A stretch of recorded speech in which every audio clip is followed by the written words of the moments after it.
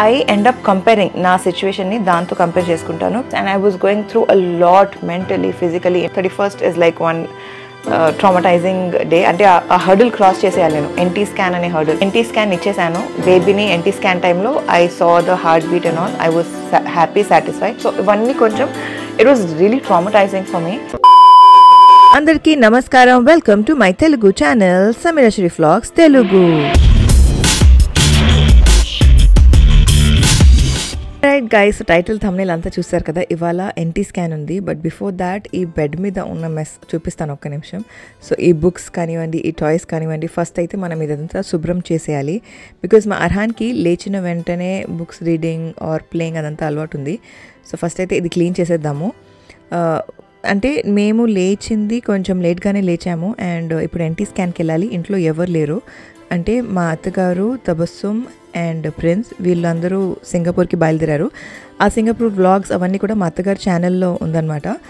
Actually to be honest వాళ్ళకి అస్సలు వెళ్ళాలని లేకుండే, బట్ వీ ఫోర్స్ దెమ్. ఎందుకంటే ఇప్పుడే అర్హాన్ డిశ్చార్జ్ అయ్యి వచ్చాడు. హాస్పిటల్లో ఉన్నప్పుడే ఇది ప్లానింగ్ అంతా చేస్తుండే. So they were not really okay travel చేయడానికి. బట్ మామ్కి ఆ బ్రేక్ కావాలని చెప్పి Anwar was very particular. And నాకు కూడా చెప్తే నేను అన్నాను, ప్లీజ్ యూ గైజ్ గో, ఇప్పుడు Arhan is doing fine, so మీరు వెళ్ళి రండి అని చెప్పి. అయితే ఎన్టీ స్కాన్ రోజు పొద్దునే వాళ్ళు బయలుదేరారు. వాళ్ళు బయలుదేరిన తర్వాత మేము వచ్చేసి ఎన్టీకి వెళ్ళాలి. బయట మా అర్హాన్ పిలుస్తుండే అనమాట. సో అక్కడ అర్హాన్ దగ్గరికి ఒకసారి వెళ్ళిపోదాము. ఎవరికైతే తెలీదో వాళ్ళందరికీ చెప్తున్నాను, 17th రోజు నేను అర్హాన్ని తీసుకొని హాస్పిటల్కి వెళ్ళాను అనమాట. అండ్ ఒంట్లో బాగాలేకపోయేసరికి క్యాజువల్గా వెళ్ళాము. హార్ట్ బీట్ రేజ్ అవుతుందని చెప్పి చెక్ చేస్తే బాగా సిక్ అయిపోయి ఉండే. And we had to get him hospitalised. And 21st రోజు డిశ్చార్జ్ అయ్యాము, ఇంటికి వచ్చాము. అండ్ ఇప్పుడు చూస్తున్నారు కదా, అర్హాన్ ఇస్ అల్హమ్దుల్లా డూయింగ్ సూపర్ ఫైన్. చాలా యాక్టివ్గా తన స్వింగ్ కార్లో ఇలా ఆడుకుంటున్నాడు. ఇది వచ్చేసి లవ్ ల్యాబ్. చూస్తున్నారు కదా ఎలా డ్రిఫ్ట్ చేస్తాడో, జుమ్ జుమ్ అని నడుపుతుంటాడు అనమాట. మన పిల్లలకి చాలా కంఫర్టబుల్గా ఉంటుంది. And this is Arhan's most favourite. ఇందులో యాక్చువల్లీ చాలా డిఫరెంట్ కలర్స్ ఉన్నాయి, బట్ మా అర్హాన్ స్పెసిఫిక్ ఉండే అనమాట. ఐ వాంట్ పింక్ అని చెప్పి ఈ మధ్య ఏంటో అన్ని పింక్ తీసుకుంటున్నాడు. సీట్ కూడా మీరు చూస్తే చాలా స్పేషియస్గా ఉంటుంది. అండ్ స్టీరింగ్ వీల్ కూడా మన పిల్లలకి కంఫర్టబుల్ ఉండేలా ఉంటుందన్నమాట.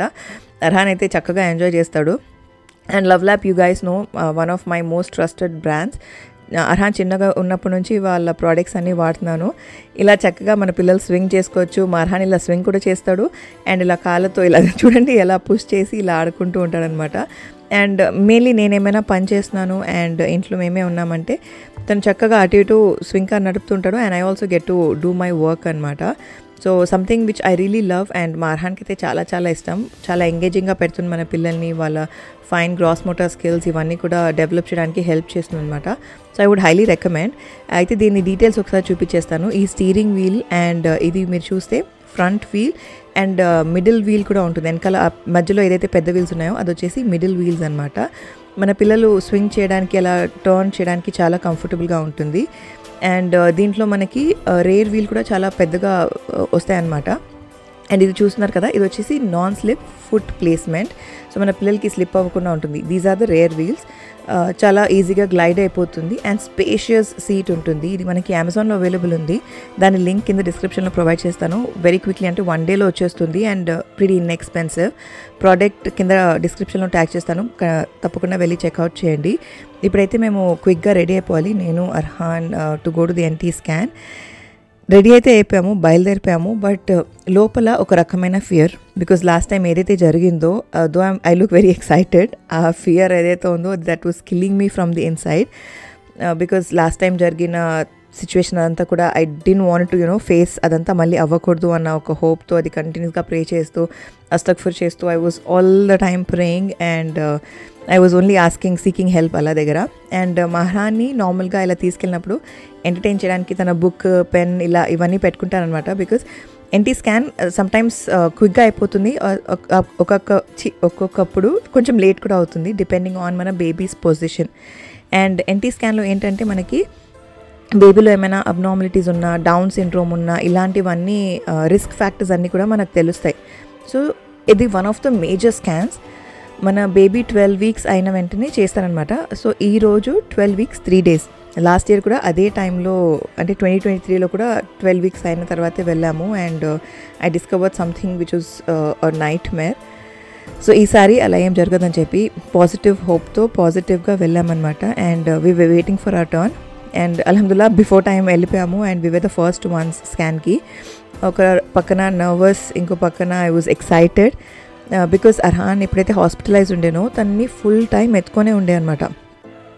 నైట్ అంతా తనని ఎత్తుకొని రాక్ చేయడం, ఆబ్వియస్లీ మన పిల్లలకి డిస్కంఫర్ట్ ఉంటే ఎలా ఉంటుంది, అలా ఎత్తుకొనే ఉన్నాను. అండ్ తనతో పాటు తన వైరస్ కొంచెం నాకు ఎఫెక్ట్ అయ్యి ప్రెగ్నెంట్ ఉన్నప్పుడు మన ఇమ్యూనిటీ కొంచెం తగ్గిపోతుంది. సో అలా నాకు జలుబు అయ్యి ఫీవరిష్గా అయిపోయి నేను డాక్టర్ దగ్గర చూపించుకున్నాను, మళ్ళీ స్కాన్ కూడా చేయించుకున్నాను because I was really scared.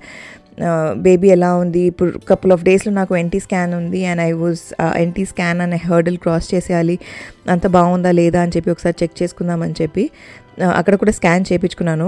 క్యాజువల్గా హార్ట్ బీట్ చెక్ చేసుకున్నానని చెప్పి. And that doctor was so sweet, తను కూడా చాలా చక్కగా మాట్లాడారు నాతో లిటిల్ స్టార్ అండ్ షీ హాస్పిటల్లో. అండ్ చెక్ చేయించుకున్నాను, బేబీ హార్ట్ బీట్ అంతా కూడా బాగుండే, బేబీ కూడా చక్కగా మూవ్ అవుతుండే అల్హమ్దుల్లా. సో ఐ వాజ్ ఒక పక్కన పాజిటివ్గానే ఉన్నాను. ఎన్టీ స్కాన్ చేసి బేబీని నేను, అంటే ఎన్టీ స్కాన్ రిపోర్ట్స్ అయితే మనకి 1 వీక్ తర్వాత వస్తాయి.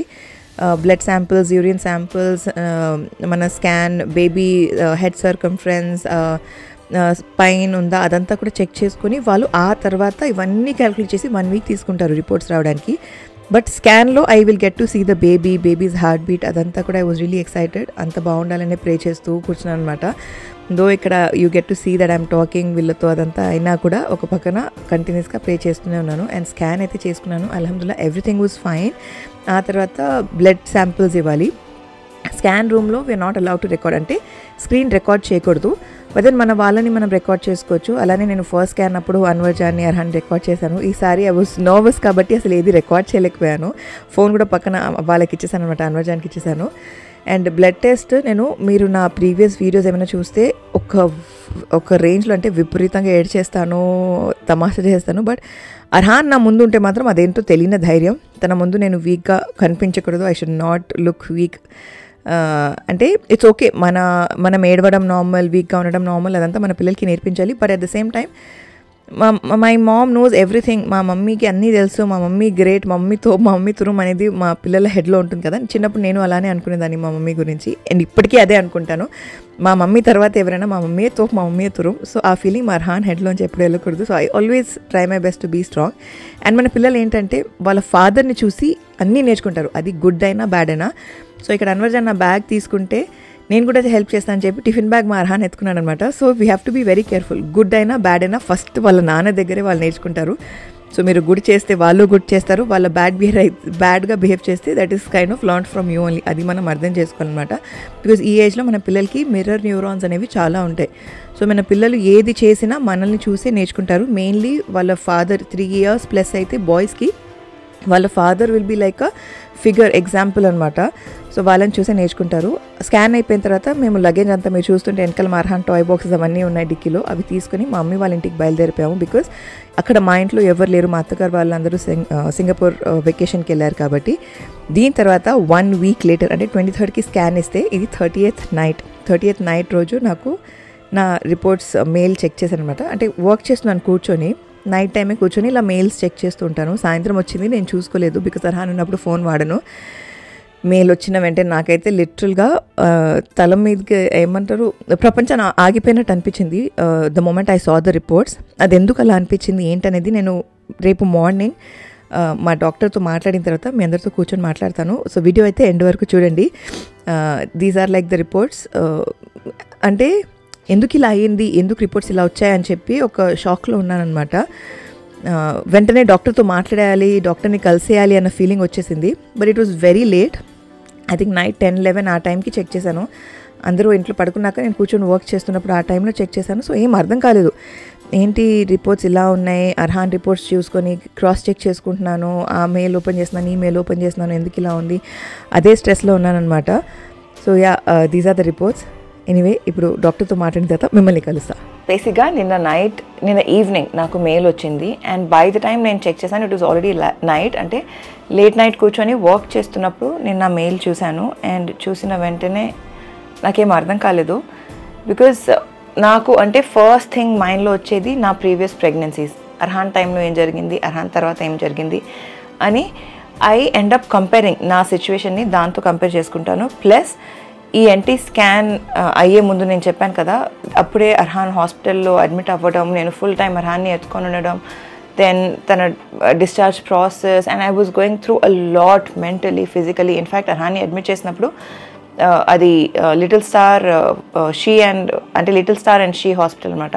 సో అక్కడ ఆబ్స్ట్రిషన్స్ గైనోకాలజిస్ట్ ఉంటే వాళ్ళ దగ్గర వెళ్ళి ఒకరోజు స్కాన్ కూడా చేయించుకున్నాను, because I was really worried full time అర్హాన్ని ఎత్తుకుని ఉన్నానని. రిపోర్ట్స్ రాగానే నాకు అసలు ఏం అర్థం కాలేదు, బికాస్ నా థాట్ అంతా అర్హాన్ టైంలో ఇలా ఉండే, అర్హాన్ టైంలో అది ఉండే, అర్హాన్ టైంలో ఇది ఉండే, ఇప్పుడేంటి ఇలా ఉందని. బికాస్ ఎన్టీ స్కాన్లో మనకి ఏమైనా అబ్నార్మాలిటీస్ ఉంటే, లేదంటే డౌన్ సిండ్రోమ్ అలా ఏమైనా ఉంటే అవన్నీ తెలుస్తాయి. And all I know is, నాకు గుర్తున్నంత వరకు ప్రాబ్లీ ఇక్కడ నేను ఈ బేబీ స్కాన్ రిపోర్ట్ పెడతాను అండ్ ఇక్కడ అర్హాన్ రిపోర్ట్ పెడతాను. It's gonna be very tiny, but కుదిరితే if you can kind of watch చూడండి. అయితే ఇక్కడ నెంబర్ ఏదైతే ఉందో background risk and adjusted risk. So adjusted risk మనకి 1:, ఎక్కువ నెంబర్ ఉండాలి. అండ్ అర్హాన్ టైంలో నాకు 1:7,000 చేంజ్ ఉండే, అండ్ ఇక్కడ నాకు 1:4,000 చేంజ్, అంటే the number has come down. So I was really worried. అంటే ఇన్ఫ్యాక్ట్ నేను అర్హాన్తో ప్రెగ్నెంట్ ఉన్నప్పుడు నేను నా స్కాన్స్ని అంటే మా చెల్లి ఐరా రిపోర్ట్స్తో కానీ, లేదా నేను మా చెల్లి తన రిపోర్ట్స్ నా రిపోర్ట్స్ అలా కంపేర్ చేసుకునే వాళ్ళం అనమాట, జస్ట్ టు అండర్స్టాండ్ ఎలా ఉంది బేబీస్ హెల్త్ కండిషన్ చెప్పి. ఐరాస్ వాజ్ లైక్ 10,000, 12,000 ప్లస్ అలా ఏదో ఉండే. ఐజాది 10,000, 8,000 ప్లస్ అలా ఉండే అనమాట, సీమా ఇద్దరు పిల్లలది. అర్హాన్ది 7,000 చేంజ్ ఉంది, ఈ బేబీది 4,000, అంటే లిటరలీ 3,000 తగ్గిపోయింది. So I was really worried. అంటే నాకు లిటరల్గా ఏడుపు వచ్చేసింది, విచ్ నేనంటే వెంటనే ఐ స్టాప్ క్యాప్చరింగ్. నాకు అర్థం కాలేదు, డాక్టర్కి మెసేజ్ పెట్టాను.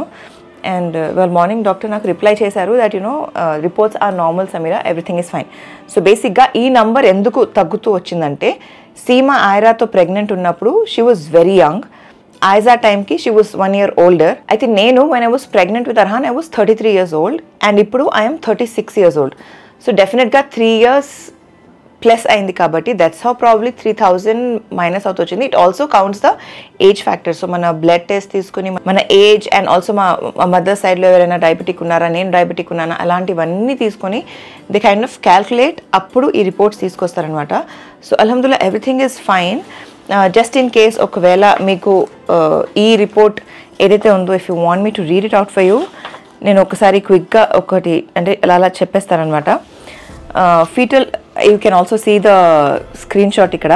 Will just go to ultrasound reports దగ్గరికి వెళ్ళిపోదాం directly. Finding fetus is alive fetus, heart rate వచ్చేసి 167, ఆ తర్వాత crown rump length is 57.5 mm. NT ఏదైతే ఎన్టీ ఉంటుందో అది వచ్చేసి 1.6 mm. This has to be less than 3.5 mm అనుకుంటా, నాకు తెలిసి, నాకు గుర్తున్నంత వరకు. నాకు అర్హాన్ టైంలో కూడా 1.6 mm ఉంది, ఇప్పుడు కూడా 1.6 mm ఉంది. క్రౌన్ రంప్ మాత్రం అర్హాన్ టైంలో 60.1 ఉండే, ఇది 57.5, అంటే 3 mm తక్కువ ఉంది, ఆల్మోస్ట్ 2.5-3 mm తక్కువ ఉంది. అదర్వైజ్ మిగతా అన్నీ ఆల్మోస్ట్ సేమ్ ఉన్నాయన్నమాట. బీపీటీ కూడా ఇక్కడ 18.1 ఉంది, అర్హాన్ టైంలో 20 ఉండే. So probably Arhan was a bigger baby, and ఈ బేబీ కొంచెం చిన్నగా ఉంది. I don't know if it's a baby girl or because of my age అలా సైజ్ చిన్నగా అయింది, ఐ డోంట్ నో. బట్ రెండు కూడా అది కూడా నేను 12 weeks 3 daysకి చేశాను, ఇది కూడా 12 weeks 3 daysకి చేశాను. అండ్ అల్హమ్దుల్లా everything is fine, everything is normal. క్విక్గా మీకు నా స్కాన్ ఇమేజెస్ పెట్టేస్తాను ఇక్కడ, జట్ అని చెప్పి మీరు కావాలంటే పాజ్ చేసి if you want to compare, మీ దాంతో మీరు కంపేర్ చేసుకొని చూడొచ్చు.